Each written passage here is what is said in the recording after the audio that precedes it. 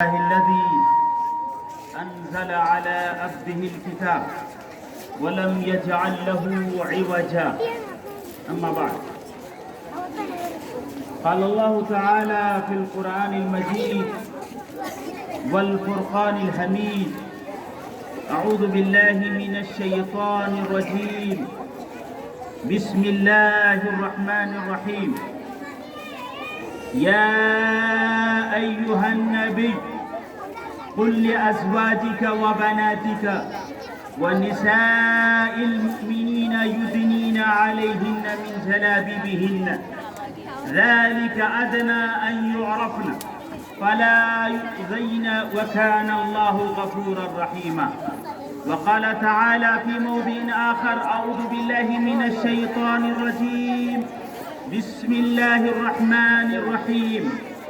يوصيكم الله في أولادكم للذكر مثل حظ الأنثيين إلى آخر الآية. برادران اسلام، صدر جلسہ اسٹیج پر باوقار تشریف فرما مہمان، سامنے پردہ نشی ماں اور بہن. لیکن جب میں نے یہ کہا سامنے اور پھر پردہ نشی تو ہے نہیں، سامنے ہے، میں انتظامیہ سے اپنی شکایت درج کرانا چاہوں گا اس آیت کی روشنی میں کہ جناب رسول اللہ صلی اللہ علیہ وسلم سے کہا جا رہا ہے کہ اے نبی صلی اللہ علیہ وسلم، آپ اپنی بیویوں سے کہہ دیجئے، آپ اپنی بیٹیوں سے کہہ دیجئے. انتظامیہ صاحب ان بچوں کو یہاں سے نکالیں، کریں کہ اپنی بیٹیوں سے کہہ دیجئے اور عام مسلمان مومن عورتوں سے کہہ دیجئے کہ وہ اپنے چہرے پر نقاب ڈال لیا کریں، اور اس سے یہ پتہ چل جائے گا، اس نقاب کے ڈالنے سے پتہ چل جائے گا یہ عورتیں باوقار ہیں، باعزت ہیں، اور ان کو کوئی تکلیف نہیں دے گا. اور اللہ تعالیٰ بخشنے والا ہے، نہایت ہی رحم فرما ہے. آج کے اس باوقار جلسے میں مجھے جو کہا گیا ہے، جو موضوع مجھے دیا گیا ہے، وہ ہے جہیز اور حقوق میراث. جو ابھی آپ کے سامنے قرآن کریم کی جو آیت پڑھی گئی ہے، اس روشنی میں یہ کہنا چاہوں گا کہ ہمارے درمیان موقر علماء کرام کی ایک ٹیم ہے، اور ہمارے سامنے میری ماں ہے، میری بہن ہے اور میری بیٹیاں ہیں. اے کاش ایک پردہ ہوتا، ہم مرد حضرات اس پردے سے کے پیچھے سے بات کرتے تو قرآن کریم کی یہ آیت پڑھنے کی ضرورت نہیں پڑتی. آپ ذرا غور کیجئے، جناب رسول اللہ صلی اللہ علیہ وسلم کی بیویوں کو کہا جا رہا ہے جو امہات المؤمنین ہیں، اس میں جنت کی سردارنی ہے، حضرت عائشہ ہے، حضرت فاطمہ ہے، حفصہ بنت عمر ہے. ایک پوری فہرست ہے. تو اگر ہم اس کا اہتمام نہیں کریں گے، اگر اس کو ہم فالو نہیں کریں گے، اگر اس کو ہم رواج نہیں دیں گے تو پھر کون دے گا؟ اس لیے میں انتظامیہ سے میں بصد احترام معذرت کے ساتھ یہ کہنا چاہتا ہوں، کیونکہ مجھے یہ بتایا گیا تھا کہ مغرب تک صرف عورتوں کا پروگرام رہے گا، مغرب کے بعد مردوں کا پروگرام ہے. اور مجھے جو کہا گیا ہے، عورتوں سے مخاطب ہونے کو کہا گیا ہے، اپنی بہنوں سے مخاطب ہونے کو کہا گیا ہے، اپنی ماں سے مخاطب ہونے کو کہا گیا ہے. تو لیجئے کم از کم میں آیات کی روشنی میں میں اپنی ماؤں سے اور اپنی بہنوں سے یہ گزارش کروں گا کہ خدا کے واسطے اللہ سے ڈرتے ہوئے آپ اپنے چہروں کو ڈھانک لیجیے اور مجھے بھی ہم سبوں کو بھی گناہ سے بچائیے اور اپنے بھی خود گناہ سے بچنے کی کوشش کیجیے۔ اس کے بعد جو دوسرا جو نظارہ دیکھنے کو ملا، اس میں کوئی شک نہیں ہے کہ حلال و حرام کا مسئلہ اس کی وضاحت کی طرف میں نہیں جانتا، لیکن میوزک کے بارے میں علماء کرام سے آپ پوچھ سکتے ہیں، آپ ان سے رابطہ کر کے معلوم کر سکتے ہیں اور پوچھنے کی بھی ضرورت نہیں ہے۔ ہمارے اسٹیج پر علماء کرام ہیں اور وہ یہ جانتے ہیں کہ یہ میوزک کی شرعی حیثیت کیا ہے۔ ایک اسکول جو برادران وطن کے درمیان ہے، مسلم کمیونٹی کے درمیان ہے، اگر ہمارا میسج عملی طور پر، اسلام کا میسج عملی طور پر اس راستے سے نہیں جائے گا، پردے کا میسج اس اسٹیج سے نہیں جائے گا، میوزک کی شرعی حیثیت کا میسج اس اسٹیج سے نہیں جائے گا، تو اس کے بعد کون سا اسٹیج رہ جاتا ہے؟ اس معذرت کے ساتھ، اس گفتگو کے بعد میں اپنے اصل موضوع کے طرف آتا ہوں۔ جب میرا وقت پورا ہو جائے، چونکہ ٹائم متعین نہیں کیا گیا ہے، جب میرا وقت پورا ہو جائے مجھے بتا دیا جائے، انشاءاللہ میں اپنی بات کو ختم کر دوں گا۔ میں پردہ نشین ماں اور بہن سے اور اسٹیج پر تشریف فرما باوقار علماء کرام سے ایک سوال کرنا چاہتا ہوں۔ یہ بتائیے کہ آج عورتوں کی حیثیت کیوں گھٹ گئی ہے؟ آج بہنوں کی حیثیت کیوں گھٹ گئی ہے؟ آج ماؤں کی حیثیت کیوں گھٹ گئی ہے؟ جبکہ یہ مسلم ہے کہ ایک بچہ جب پڑھتا ہے لکھتا ہے تو وہ ایک فرد کی حیثیت رہتا ہے، لیکن اگر ایک بچی اس کی آبیاری ہوتی ہے، اس کی تربیت ہوتی ہے، ان کو تعلیم سے آراستہ کیا جاتا ہے، تو ایک خاندان وجود میں آتا ہے، ایک سماج اور ایک معاشرہ وجود میں آتا ہے۔ اس کا مطلب یہ ہے کہ اگر ایک بچی کو تعلیم دی جائے تو گویا کہ ایک سوسائٹی کو تعلیم دے رہے ہیں۔ یہ ہمارے درمیان جو الہدیٰ پبلک اسکول ہے، اس کی بھی حیثیت یہی ہے، یہ بچوں کو تعلیم دے رہا ہے یہ اسکول، اور بچوں کو بھی تعلیم دے رہا ہے۔ تو میں یہ اسکول سے کہوں گا، میں اسکول کے ذمہ داروں سے کہوں گا کہ آپ اسلام کے میسج کو اس راستے سے سماج تک پہنچائیے، سماج کے اندر سدھارنے کا درس دیجیے، ایک پیغام دیجیے۔ اب اصل موضوع کی طرف آئیے۔ میں یہ کہنا چاہوں گا اپنی پیاری ماں اور بہن سے، ہو سکتا ہے کہ زندگی میں آپ پہلی دفعہ اپنے بارے میں سن رہی ہیں، وہ بچیاں، وہ بہنیں جو جامعۃ الفلاح اور ہندوستان کے مایہ ناز دیگر اداروں میں تعلیم لے چکی ہیں، تعلیم یافتہ ہیں، ہو سکتا ہے وہ جانتی ہوں، لیکن ان کے علاوہ نہ مجھے اندازہ ہے کہ کوئی بھی میری بہن اس مسئلے کو نہیں جانتی ہوگی۔ تو آئیے آپ اور ہم سے سنیے کہ آپ کا اسلام میں کیا حق ہے۔ قرآن کریم کی ایک آیت آپ کے سامنے پڑھی گئی، قرآن کریم کی ایک آیت آپ کے سامنے پڑھی گئی، یوصیکم اللہ فی اولادکم للذکر مثل حظ الانثیین۔ قرآن کریم کہتا ہے کہ ایک مرد کو ان کا بھی حصہ شریعت کے اندر متعین ہے اور عورت کا بھی حصہ قرآن کے اندر متعین ہے۔ پرخولی جائیداد میں جب والدین دنیا سے چلے جاتے ہیں، اللہ کے پیارے ہو جاتے ہیں، اگر ایک مرد اللہ کا پیارا ہو جاتا ہے، ایک عورت اللہ کی پیاری ہو جاتی ہے، دنیا سے وہ چلی جاتی ہے، دنیا سے مرد چلا جاتا ہے، تو اس کا جو پرخولی جائیداد، چھوڑی ہوئی سمپتی، چھوڑی ہوئی جائیداد، وہ کن کو کتنا دیا جائے گا،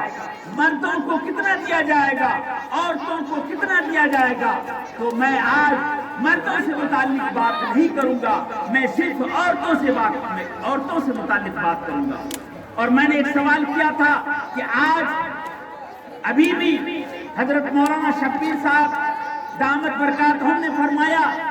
کہ عورت کی حیثیت کو گھٹا دیا گیا ہے، عورت بچی جب پیدا ہوتی ہے تو رونا دھونا شروع ہو جاتا ہے، لیکن اس کے بہت سارے اسباب ہیں، اہم اسباب میں سے ایک سبب ہے ان کو وراثت سے محروم کر دینا۔ آپ کو وراثت سے محروم کر دیا گیا ہے، آپ کو پتہ نہیں ہے تو آپ جان لیجیے، اگر آپ ماں ہیں تو آپ کا حق شریعت میں متعین ہے، اگر آپ بہن ہیں تو آپ کا حصہ شریعت میں متعین ہے، اگر آپ بیٹی ہیں تو آپ کا حصہ شریعت میں متعین ہے، اگر آپ پوتی ہیں تب بھی آپ کا حصہ متعین ہے، اگر آپ سوتیلی بہن ہیں تب بھی آپ کا حصہ متعین ہے، اگر آپ ماں ہیں تب بھی آپ کا حصہ متعین ہے، اگر آپ دادی ہیں تب بھی آپ کا حصہ متعین ہے۔ کتنا متعین؟ میری پردہ نشین ماں اور بہن، میری ماں اور بہن، آپ جانیے پورے قرآن میں یہ حدیث سے بھی اوپر کی بات ہے۔ سورہ نساء مستقل کا نزول ہوا ہے آپ کے لیے، اس کے اندر موارث جائیداد کے بارے میں بتا دیا گیا ہے، آپ کا کتنا حصہ ہے۔ میں آپ کو بالکل واضح انداز میں بتا دینا چاہتا ہوں، آج جو لوگ جن کے حصے قرآن کریم کے اندر سنت نبوی میں متعین ہے، عورتوں میں اور مردوں میں ملا کر کے 12 ہے، ٹوٹل 12 ہے، اور مردوں میں 4 ہے اور عورتوں میں 8 ہے، عورتوں میں 8 ہے، یعنی کہنے کا مطلب یہ ہے کہ حصہ اور جو متعین کیا گیا ہے مردوں کے مقابلے میں عورتوں کو زیادہ دیا گیا ہے، عورتوں کے زیادہ افراد موجود ہیں۔ میں آپ کو ایک ایک کر کے میں بتاتا ہوں، مردوں میں 4 ہیں لیکن عورتوں میں 8 ہیں۔ سب سے پہلے اگر آپ کی حیثیت بیٹی کی ہے، اگر آپ کی حیثیت بیٹی کی ہے، آپ اچھی طریقے سے سن لیجئے اور گرہ باندھ لیجئے، اگر آپ کے شوہر کو پتہ چل جائے، آپ کے ہونے والے سسر کو پتہ چل جائے،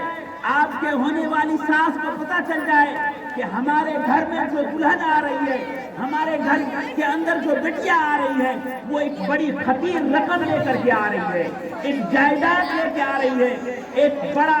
زمین کا رقبہ لے کر کے آ رہا ہے، 5 کٹھا کھیت لے کے آ رہا ہے، 10 کٹھا کھیت لے کے آ رہا ہے، 1 بیگھہ کھیت لے کر کے آ رہا ہے، تو یقین جانیے آپ کا ریٹ بڑھ جائے گا۔ آپ کے ریٹ کو ہم نے گھٹایا ہے اور اس میں آپ کی بھی غلطی ہے، آپ نے اپنا ریٹ خود بھی گھٹایا ہے۔ وہ کیسے گھٹایا ہے میں بتاؤں آپ کو، اگر آپ کا کوئی بھائی یہ تیار ہو جاتا ہے کہ میری بہن تم اپنا حصہ لے لو، تو آپ کہتی ہیں کہ میں اپنے بھائی سے میں کیسے حصہ لوں، میں ان کو دوسرے دن میں جب میں ان کے یہاں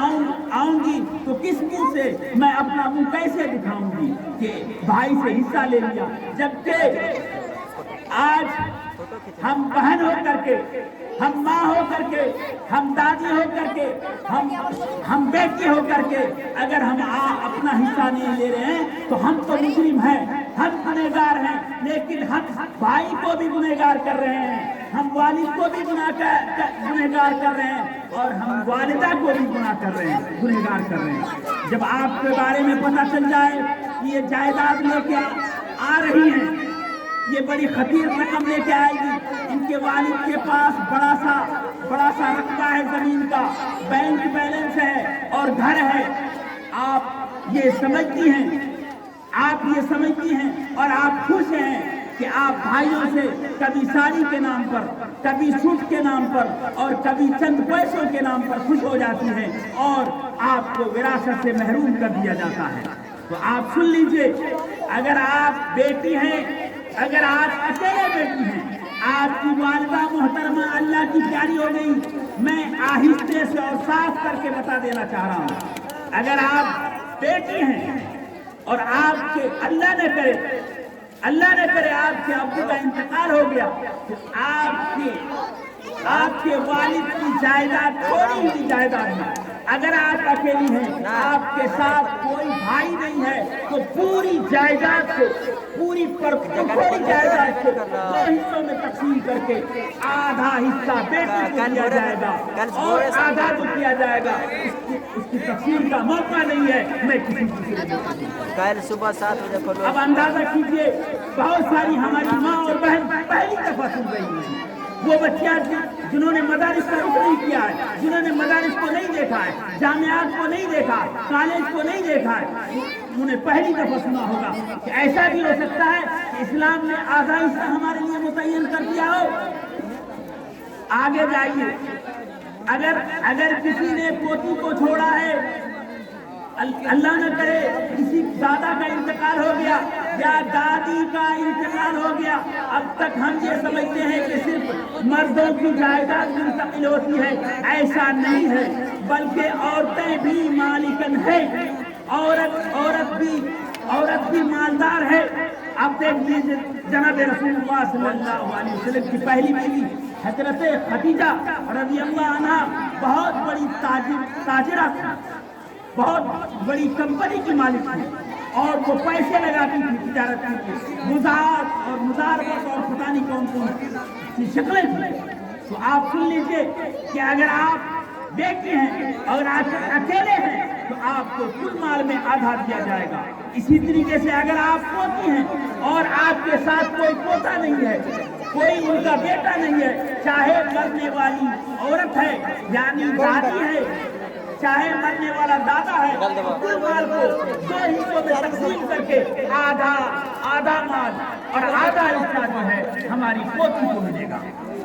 آگے چلیے، اس کے بعد اگر آپ حقیقی بہن ہیں اس میں بھی گریٹ ہے، ہم تو حقیقی بہن کو بھی نہیں دیتے ہیں کہ جائے کہ سوتیلی بہن کو دیں۔ کہنے کا مطلب یہ ہے کہ حقیقی بہن اگر آپ اکیلی ہیں اور آپ کے ابو کا انتقال ہو گیا، آپ کی امی کا انتقال ہو گیا، اور کل مال کو دو حصوں میں تقسیم کر کے ڈیوائڈ کر کے دو پوریا لگا کر کے ایک پوریا جو ہے حقیقی بہن کو دیا جائے گا۔ اور آگے چلیے، اگر آپ سوتیلی بہن ہیں، اگر آپ ماں شریک بہن ہیں، اگر آپ باپ شریک بہن ہیں، تو اگر آپ ماں شریک بہن ہے تو کل مال کو 3 حصوں میں تقسیم کر کے 1/3 سوتیلی ماں شریک بہن کو دیا جائے گا۔ لیکن اگر آپ باپ شریک بہن ہیں، یعنی کہنے کا مطلب یہ ہے کہ باپ ایک ہے تو کل مال کو 2 حصوں میں تقسیم کر کے آدھا حصہ آپ کو دیا جائے گا۔ آگے چلیے، اگر آپ ماں ہیں اور آپ اللہ نہ کرے آپ کے بیٹا کا انتقال ہو گیا، آپ یہیں سے سمجھ لیجئے کہنے کا مطلب یہ ہے کہ دنیا کے اندر آنے کی ترتیب ہے، جانے کی ترتیب نہیں ہے۔ ایسا بھی ہو سکتا ہے کہ آپ موجود ہیں اور آپ کا بیٹا کا جنازہ اٹھ جائے گا، آپ موجود ہیں، آپ کے شوہر کا جنازہ اٹھ جائے گا۔ ایسی صورت میں اس مثال کو سمجھنے کی کوشش کیجیے کہ اگر آپ کی حیثیت ماں کی ہے، اگر آپ ماں ہیں اور اللہ نہ کرے آپ کا بیٹا دنیا سے چلا گیا اور مال کو چھوڑا ہے، تو کہنے کا مطلب یہ ہے اگر اس کے علاوہ کوئی نہیں ہے تو کہنے کا مطلب یہ ہے کہ کل مال کو 3 حصوں میں تقسیم کر کے تیسرا حصہ ماں کو دیا جائے گا۔ اسی طریقے سے آخری سن لیجئے، آپ نے پہلی دفعہ سنا ہوگا، کیا دادی کا بھی حصہ قرآن کریم میں متعین ہے؟ ایک دادی کا انتقال ہو گیا، اس کا مطلب یہ ہے کہ مرنے والا اس کا پوتا ہے، دادی موجود ہے، دادی زندہ ہے اور اس کا مرنے والا پوتا کا انتقال ہو گیا یا پوتی کا انتقال ہو گیا، تو مرنے کے بعد اس کے چلے جانے کے بعد کل مال کو 6 حصوں میں تقسیم کر کے 6واں حصہ دادی کو دیا جائے گا۔ بچوں کے پروگرام سے اندازہ ہو رہا ہے کہ میرا ٹائم پورا ہو گیا ہے، قریب یا تو پورا ہونے کے قریب ہے۔ میری پتہ نشین اور ماں اور بہن، اگر آپ وراثت لینا شروع کر دیں گی، آپ وراثت لینا شروع کر دیں گی، جہیز کا لعنت سے ہم آزاد ہو جائیں گے، جہیز کا مسئلہ ختم ہو جائے گا، جہیز کا مسئلہ، جہیز کا دروازہ بند ہو جائے گا۔ اب تفصیل کا موقع نہیں ہے، انشاءاللہ آپ اس مجلس سے طے کر کے اٹھیے کہ انشاءاللہ ہم اپنے حصے کو اپنے بھائی سے لیں گے، ہم اپنے حصے کو والد سے لیں گے، ہم اپنے حصے کو ماں سے لیں گے۔ ایک بات یاد رکھیے، آپ یہ کہیں گے کہ تھوڑی جائیداد میں حصہ ہوتا ہے وہ تو مرنے کے بعد ہوتا ہے، لیکن جب آج نہیں کیا جا رہا ہے تو آپ وصیت کرنا کے طور پر پہلے ہی زندگی میں والد اپنی بیٹیوں کو لکھتے، والدہ ماں اپنی بیٹیوں کو ان کی جائیداد ایک معقول مقدار لکھتے۔ اللہ تعالیٰ کہنے سننے سے زیادہ عطا فرمائے، انشاءاللہ کریں گی نا اللہ تعالیٰ عمل کی توفیق عطا فرمائے۔ آخر دعوانا الحمدللہ رب العالمین۔